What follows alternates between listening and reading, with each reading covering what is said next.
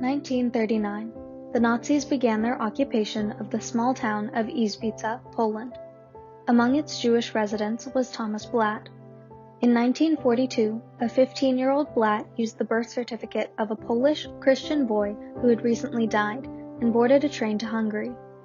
Despite the documentation, Blatt was identified as a Jew while on the train and was imprisoned. He spent 6 months in prison before escaping and returning to his family in Izbica. The town was being cleared of Jews. As his family worked to produce leather for the Germans, Blatt was among the last to be rounded up and managed to slip away into a crowd of Christian onlookers.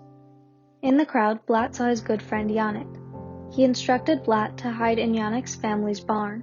Shortly after Blatt found the barn doors locked, Yannick arrived, accompanied by German soldiers.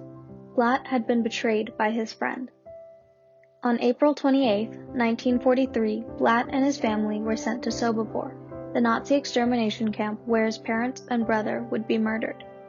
The camp was being expanded during Blatt's arrival, so rather than send all the Jews to gas chambers, skilled tradesmen were selected to survive as laborers. As Blatt recounted, me, 15 years old, a kid in that age goes to school, I had no trade, whatever, so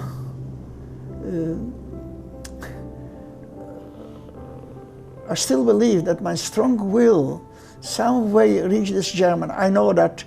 The German Blatt mentioned picked him to be a, quote, shoeshine boy. In October of 1943, the Jews planned a revolt. During this uprising, Blatt would tell a German soldier that he found, say, a nice leather jacket that would fit them. The soldier would go to try it on, but would instead be met by armed Jews. 11 Nazis were killed before prisoners escaped through the barbed wire fences surrounding the camp.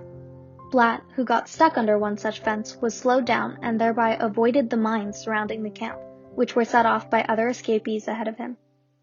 Free of Sobibor, Blatt and 2 other prisoners were sheltered by a nearby farmer, who eventually betrayed and shot them. Blatt was shot in the jaw and left for dead, but he survived the attack. By the end of the war, Blatt was one of 54 survivors of Sobibor.